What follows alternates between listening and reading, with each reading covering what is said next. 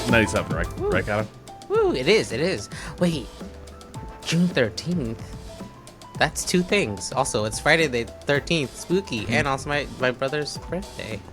Hey! It's my fiance's birthday. Adam's family, you got doxxed, fool! Don't answer that. Hey, Don't answer that. What's your mother's maiden name? else. Hey, what was the never. street you grew up on? Fuck. First Pat? First Pat? Anyone? I don't. We are also joined by Patrick Klepek Hello. I'm here. Got a couple of welts, but I've survived. and Janet Garcia. Hello. I had goldfish for my first pet. It's pretty there. whack. That's a fun Ow. Yeah. Oh shit. Yeah. As everyone's seen, there's just like chaos, disorder in LA. And it turns out at the end of SGF, they started hunting Patrick for sport. They did. It was pretty grim.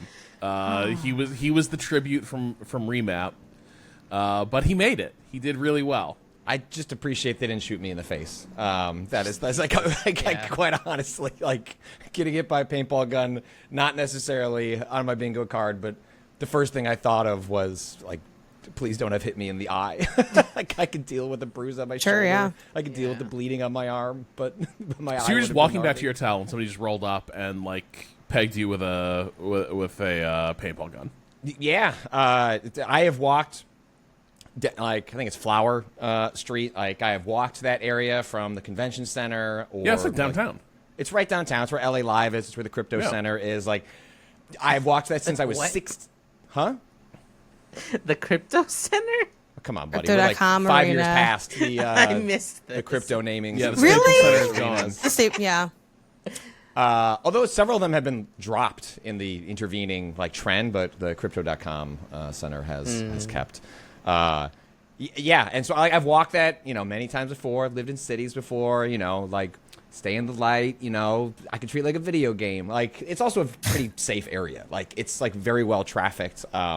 Usually incredibly safe. Like downtown LA, what happens? Well, I mean, downtown LA's changed a lot. Like in the 20 plus years I've been going, like that area in particular was much different in the years when I first was visiting. But I heard some pops, and I thought it was a car like having some mechanical trouble, and so I looked over, and then looking over, I felt several large pops on my shoulder, chest, and arm.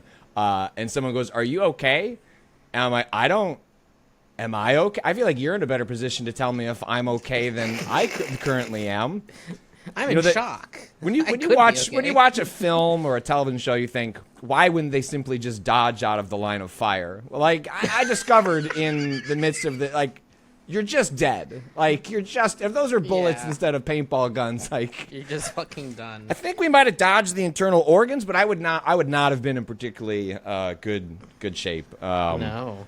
Jesus. There's a version where like the first person who came over was a security guard, and like I wonder were they pelting the security guard as like, well, I can't shoot like an ICE officer, so I'm gonna find the closest possible thing, which is like some poor guy in front of the lobby of like some establishment, and then the car behind the car that like started giggling and then blasted off. Goes, "You okay, bro?" I'm like, yeah. I not this isn't great, but my hotel's a couple blocks forward. I think I'll be all right. He's like, "We're gonna go get him for you, bro." And I'm like, I didn't acknowledge it. I just sort of stared forward and slinked back about a quarter of a block because I don't want to tacitly endorse what you might be implying, and I'm just going to walk away. Implying by get him. I don't know what that means. I don't know if you're joking with me. I was in like a sort of state of shock at the moment as I took stock of how I was, but I wasn't about to be like, yeah, man, like go avenge me. I don't want it. I just want to go back to my hotel room and go back to the boring suburbs, please. And like literally, like there are cops everywhere nearby, just not nearby.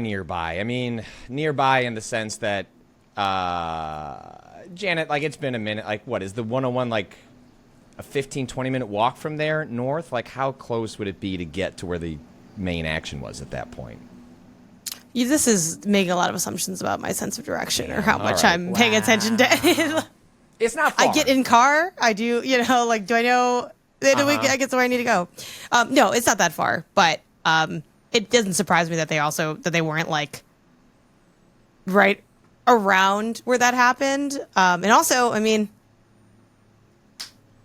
would they care? It's just like, yeah. So I gotta be honest. That was like it like at the moment, like as some of the shock wore off, and I was walking back, and also just desperately hoping because I was okay. I mean, I was shook up, like it was like a spooky experience, but also like a certain way, like I don't want to like walk past a bunch of PR people or something like that. Like I just want to go back to my fucking room. Yeah. Like once I was okay and I didn't need like immediate help, it's like I just don't want to run in. I don't want to explain this story. I don't want to get into it. Like I just want to get back to my room. But it did occur to me. I'm like, had I actually been shot, I'm like, who's coming to get me? Because all the local and local plus resources were all being taken up. Like just I'm sure we'll get into it, but I mean the kind of the way the protests sort of shadowed or encroached on like Summer Game Fest and our time in LA. I mean, you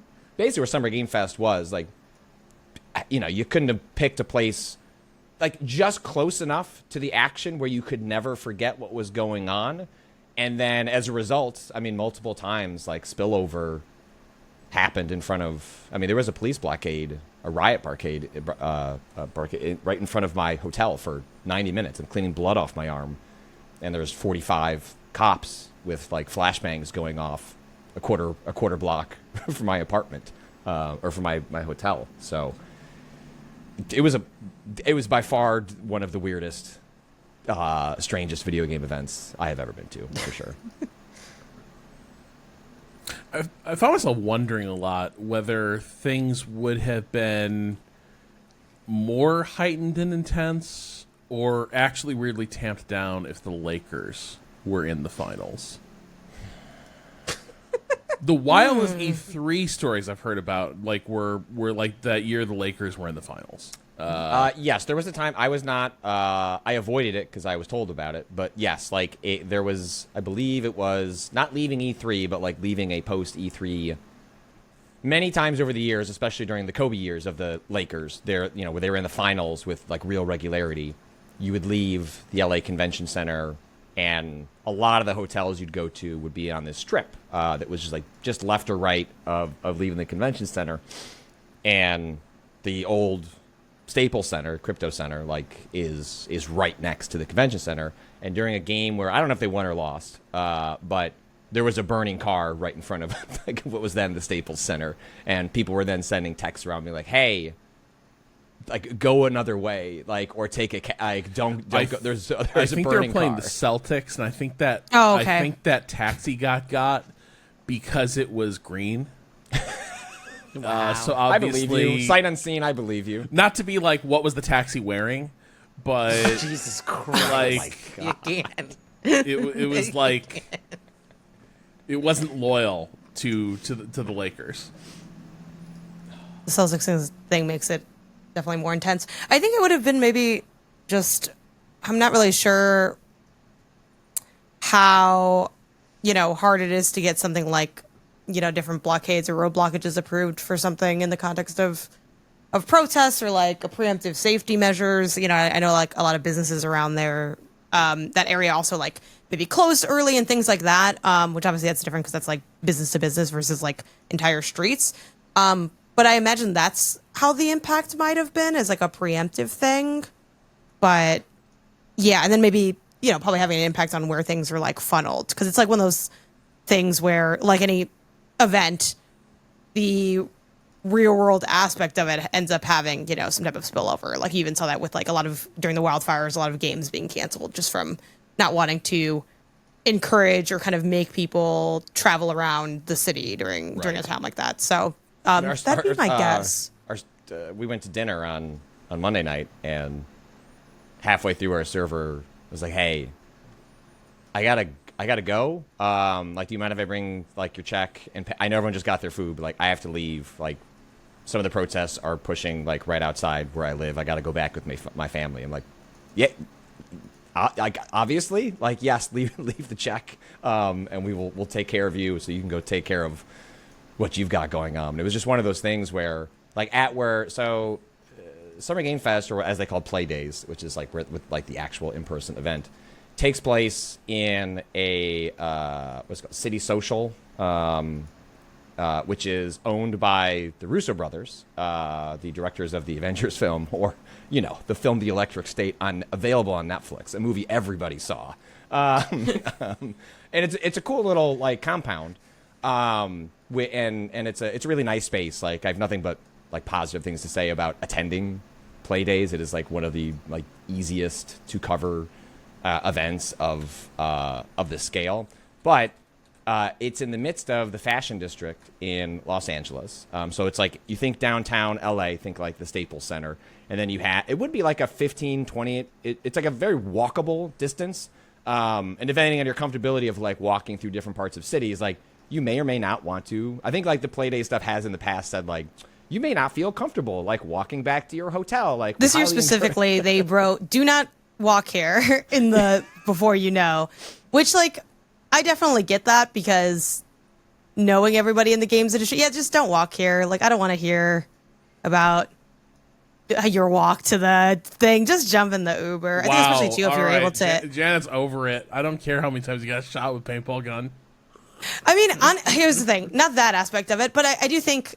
I mean, we're getting into it now, but like, and this is like I mentioned that like I was up late. I was writing a piece. I ended up just like spur of the moment writing a piece about like what it was like covering, SGF like during this time with like the ICE protests and just kind of like the context of all of that.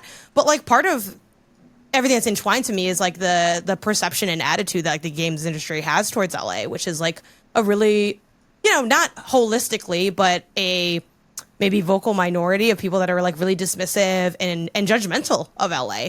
And part of that is that it's downtown. It's like a really like busy, but kind of like weird, like more business leaning spot. And I think downtown has some of the most like visible disparity in it. I forget the name of the structure, but the high rise that famously never finished kind of like construction and is now like covered in graffiti and kind of stands as like a monument to poor business decisions, greed, and a lack of housing that, runs throughout the city, which is not unique to LA. Like, there are many major cities that are struggling with housing, especially affordable housing. And I think it is frustrating. I think the ways, LA doesn't need to be your favorite place. It's fine. But the ways that I think the game industry really dehumanizes like LA as a city in an attempt to say, well, it's just that like, I hate how much traffic there is, or I hate how dirty it is, or, oh, I hate walking past people who are like living in these tents. And they don't say it in that way, but that is the heavy implication. And it's like, sorry, on your way to like your, video game event, you have to walk past people experiencing some of the darkest parts of humanity. Like, oh, boo hoo. I think it's kind of my Shinobi appointment because exactly I had to walk across. Oh my gosh. There was this guy, and I'm not saying that, there aren't real thoughts about safety. I mean, that's one reason besides the fact that I, can expense my rides through like Min-Max, and then, also I'm carrying like a bag with a couple things in it. It's like nothing too heavy. Yeah, nothing too heavy personally, because I'm actually like kicking old school. I'm writing a notebook, but I'm like, I don't want to lug this 0.7 miles.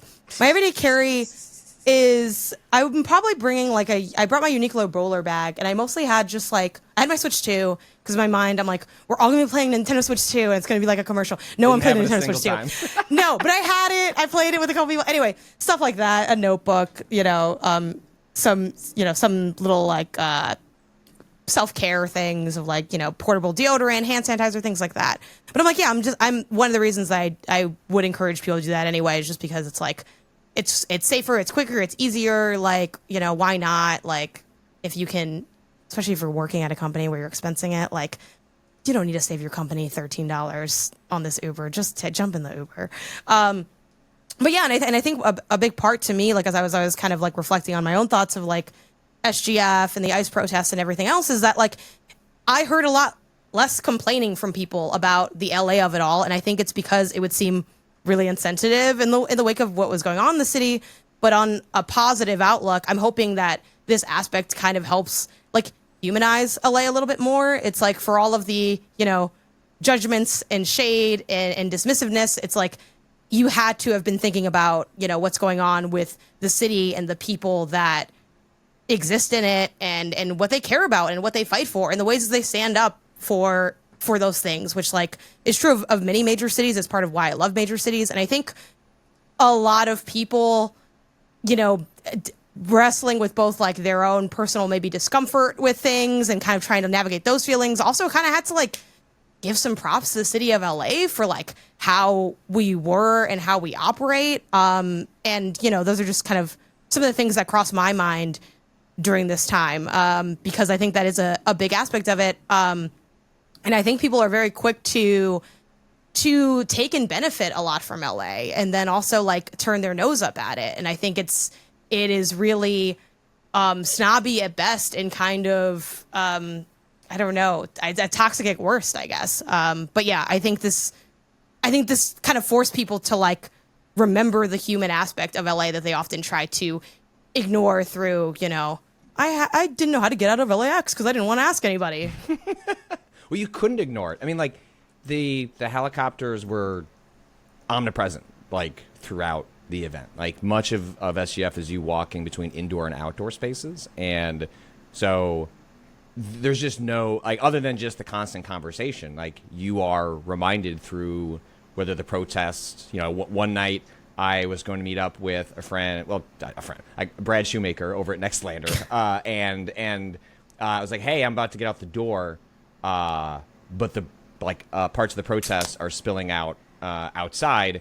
I'm going to give this 15, 20 minutes, and hopefully I'll be able to meet up with you. Like it was one of those things where even on site, whether through like conversations, like talking to developers, in which like there was one developer I talked to in which like their visas, like travel visas, were denied. They were pretty sure that was an explicitly political act on behalf of the Trump administration to deny these Black South African developers to come to SGF to show off their game. To like much lower stake things like hey, we're this developer that's local to LA was going to have a team dinner. Parts of the 101 are straight up shut down right now. They just can't get here.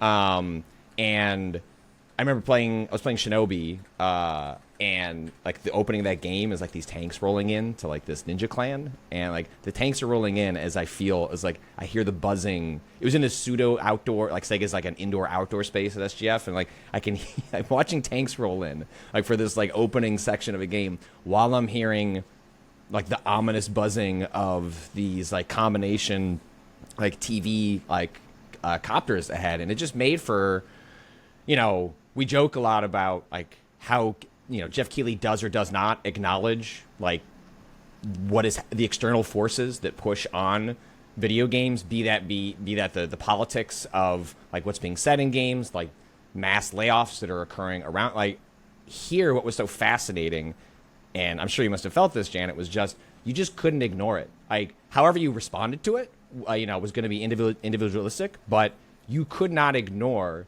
the reality of external forces like pushing on the culture of video games because it was just physically fucking present. Like you can't do there's no out of sight, out of mind. Like you're thinking about like how do I get to my group drinks with the girlies like to play Switch 2 because like there are people like waving flags and like being the tip of the spear, and like I'm not like trying to say you were a bad person if you didn't like join like the ICE protests because you were trying to do your job, but it was something where you just could not put it out of mind and completely filtered the way through which I thought about my time there, the games I played, and as sort of like stressful and sometimes scary as it was, I thought it was very, I don't know, it made it a very interesting, memorable, and impactful event as a result of your inability to sort of look away from the rest of the world because it was right in front of you. Yeah, it's it was bizarre seeing it at this because like so for like being removed from it, that overlap doesn't exist, right? Like like obviously I see people at SGF posting about the overlap, but in terms of like the news, they're two discrete stories, right? Yeah. Right. And then you have like the bizarreness of We did have no, that but that hat. is happening right where the other thing is happening. Yeah. Which is it is interesting that we had this like in the because I think that is kind of the one like overlap. Obviously there are people that I'm sure are, you know, angling or at least like kind of doing some like historical kind of quick news contextualization of the fact that like these protests did happen because it was a big part of the conversation where normally and you still got those conversations of like, what have you been playing? You know, what's the best game you played? But those conversations were like somewhat secondary to the, you know, logistics of the news. And I think also because everyone's so heads down with work, it's a lot of like, oh, what have you heard? And then, you know, people that, oh, my especially again, people who aren't from here, like my family's texting me and they're like telling me that it's about to pop off. And I was like, I'm heading over there. Like, I haven't heard anything. Like, I don't, you know, like, I'm like, well, I have family here too. And I'm like, my line is dry. Like, I kind of, so people don't understand. Like, I think part of what you're talking about, like the cynicism and the judgmental quality people portray in LA, especially in the games industry, is because their version of LA is going from LAX to downtown LA. And like downtown LA is so fucking big. Like when you say Los Angeles, like you just cannot fathom the scale. Like these protests, which were big and meaningful, were not felt by 99% of the city of LA. Like that is just a fact. And I think like games folks who head to LA think of LA as like the convention center and like the surrounding sprawl and like how that has or hasn't changed like through the decades that they've been visiting this city. But it has like they have never been like to like Los Feliz or like other parts or Echo Park or Santa Monica. Maybe Santa Monica has some game stuff out there, but like broadly Sure. their interpretation of Los Angeles is like, well, LA's pretty like feels pretty small. Like it's just like this little downtown, you know, and that's just not true. And I think the way like I did get that from family too. Is like, are you okay? I was like, well, in this case, you're kind of right because it actually is awfully close to me, and I'll let you know that like I am all right. But for like the vast majority of like someone living in LA, like it's not a material concern to them, other than any empathy they might have with the plight and what the protests are trying to accomplish.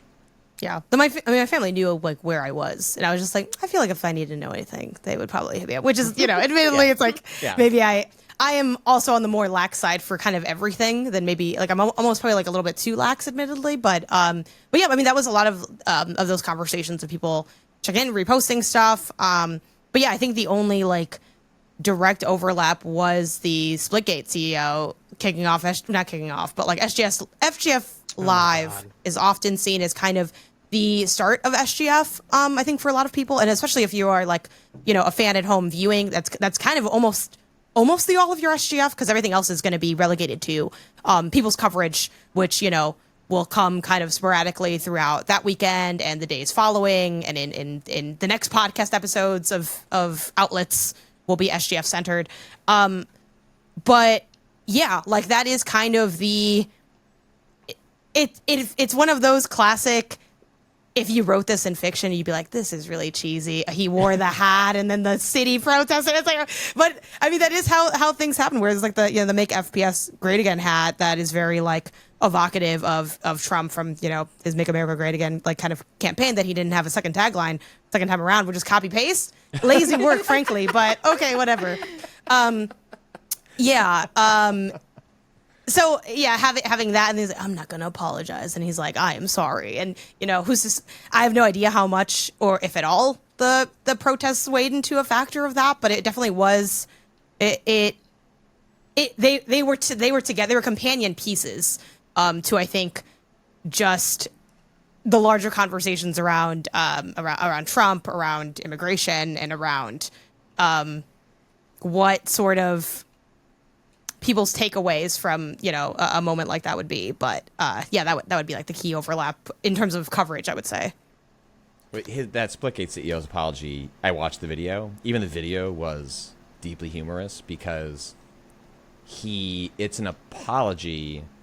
And as far as like those kinds of apologies go, like I'm not going to give him too much credit, but like it was like at least a better one of those than I have seen. But even in his alleged contrition and like apology. It's like, so, like the way we went about things, and using that hat, like I apologize, it was the wrong tact, but we do stand by the message of the hat, which was that we want to improve the genre. Like he couldn't say it, like he couldn't say the phrase again, but multiple times in the apology he like reiterates, but we stand by the sentiment.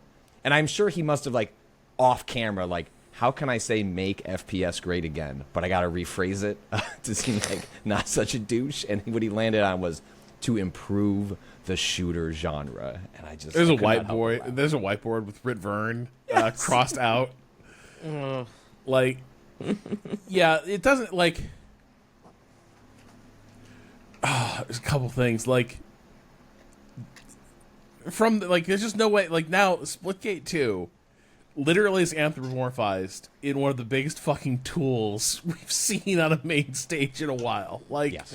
Literally, when we think about that game, we think about this oblivious douchebag. And who we hope is oblivious. oh, I don't mean oblivious. Sorry, I more mean. I guess maybe. I don't think he's oblivious in like what he was playing with. I think he was oblivious as to like, oh, you not like? Gamer not like? You angry? Gamer like this. Gamer angry. I thought funny. Meant funny. It was part of like the I wouldn't say there was like only an edgelord undertone to the SJF live show, but there was like a good amount of ass and a good amount of titties in that show. So it definitely felt like we were kind of in the days of it's like we got the ass, we got the titties, we got the toxic guy, like who's like It was wild. What else do gamers want? he's like Well, I mean, first we of all, all like, know that that's if I say Titanfall 2, will you not clap? It's just kind of had like a very okay, that was disgrace. Like That was dragging low blow. Titanfall I can't believe into your face plant. Keep their name out of your mouth. Like then yeah, go convince the people funding your dumbass to go fund Titanfall 3. Like like I have an idea for how you could improve the genre. Quit. Redirect funding somewhere else. wow. That's really funny.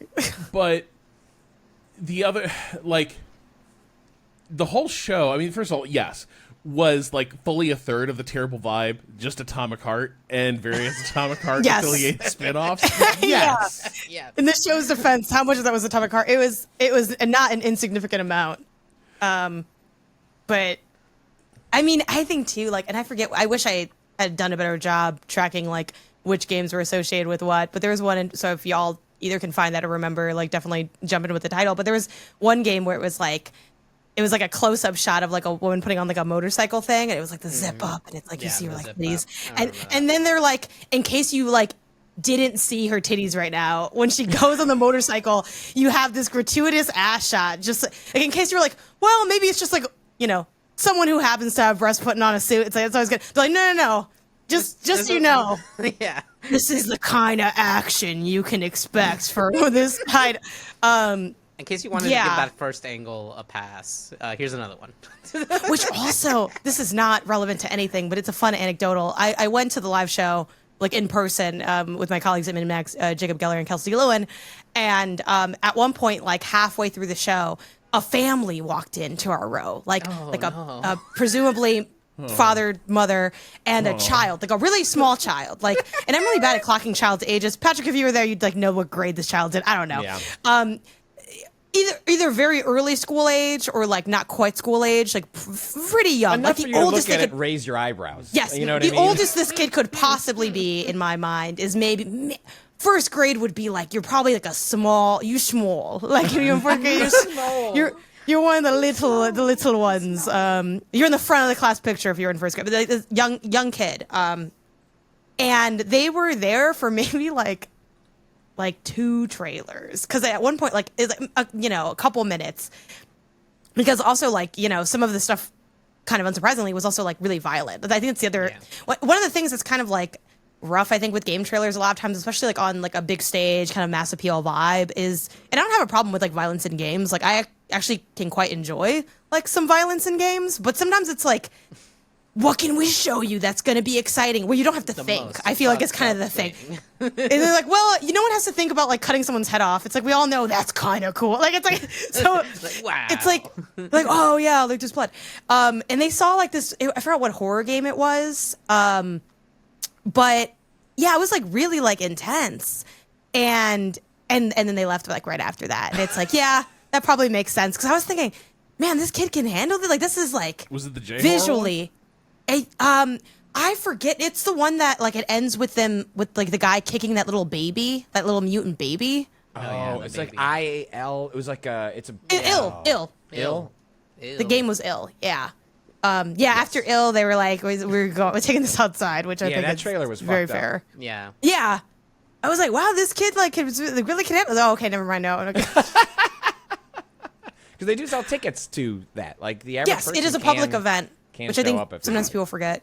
Yeah, it is a regular ticket event. They have some media seats, like which is how we got there. But yeah, you can pay for a ticket and go. It's at SoFi. It's something at the YouTube Theater in SoFi, which is like a theater space that they have for like different events that are sometimes affiliated with like what's going on in the stadium, sometimes not. So There's nothing to do Yeah. though, right? like in YouTube Theater. I mean, like if you buy a ticket, it's not like you're buying a ticket to like, hey, you're coming to a fun SGF event, and there's some kiosks over here to play some Yeah, games. yeah. You're just walking No, in they to were- watch Jeff There were Keighley 3 on stage. pinball machines, but I don't know if they're always there or if they were there for us. But like, because I've never gone to the YouTube Theater outside of SGF. But yeah, no, there's not. It's just like going and watching the show live. Yeah. Man, I'm just staring at this Atomic Heart trailer again, where they start For work. playing Queen For and work, just, right, like, Rob? spent all their money on Queen. Yeah. Oh my god, the whole show had this like, I don't know, it was the SGF show in particular, we just isolate that stage show, Sure. kind of grim. Like you had the reactionary backlash stuff that's kind of going on there, but also I just think the segment of the industry that produces marketing campaigns that can afford stage time SGF is not producing the most dynamic or vibrant like vibe for the industry. So it had this like SGF kind of spotlights one of the most maybe troubled like areas of the industry, and that is an industry that like is struggling to know how to market stuff effectively now. Is struggling to make compelling elevator pitches for games because they're very risk-averse projects in a lot of cases, or they're big like legacy franchises, or they're tied to a major IP or a well-known creator, but there's like a pacing issue that like it was there from the first. Like the first thing the show opened with was a fucking like quant analysis firm, where Keeley's talking about All right.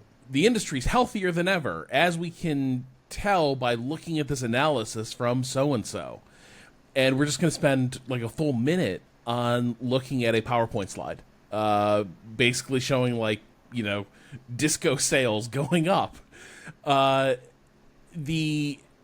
then from there, you're into like trailer after trailer, all of sort of a similar economic class in terms of like where they sit in the games space. And I think that is a problem that the platform holders like showcases actually sidestep pretty effectively, because they're trying to make this pitch for, like on PlayStation or on Xbox or on Nintendo, here's some big blockbuster titles you're going to get. Like, here's some big stuff that you're going to be excited about, everyone's heard of, but look at this cool, like, triple A indie type thing. Oh, look at this. Look at this, like, really, really small studio, like, nifty little, like, creation. And that actually is vital, I think, for the pacing of a show. It gives you a sense of like, oh, there is like variety. There's what am I going to see next? The SGF stage show in particular had this grim, you know what you're going to see next. There is zero doubt. It's not telling a story, right? I Yeah. feel like at best, when you watch like a, you know, it feels so weird to say, but like a well orchestrated like State of Play or Nintendo Yeah. Direct, like it's telling you like a holistic story about like what's coming to our platform, and importantly, they're not paying to be there, right? The platform is picking you to be there because they have a story to tell and they're making you part of their story. You pitch to Jeff Keighley about wanting to be in SGF, and then you pay for the right to be there. So there's like two things happening. Like, yes, you do have to get approval from Keighley. It's not just if you pay enough money, your game will appear there, although maybe that is true. But it's a content approval, and then you've got to pay up. And so as a result of that, you're just going to end up with sort of a certain class style of game. I think that's like separate from like where is the health of the games industry, where are we at in the quote like generation, like how much of this is reflective of games that were avoiding GTA 6 and now suddenly could not be like it's. So I think there are like complicating factors, but I think it's part of why it feels like sludgy and sweaty is because of the selection process and like how you like look at that versus a Day of the Devs, right? Like obviously different like economic classes of video games, but it's also just the creative approach to how do I tell a story, like putting at the beginning like a slide about the health of the industry, which I would wonder, was that paid for as well, right? Is this like an analyst firm that goes like, we'd like to, like That was it me- sounds- What's that from was my Game assumption. Discover Co. Yeah. it feels gross if that's true, or is, you know, another way of looking at it is like Keighley putting in a backstop to explain like what's about to come. like here's how I explain like the games that are about to be like, If he put in front wasn't of your paid, face. then like his instincts or the people putting the show together are deadly from a showmanship standpoint. Okay, all right.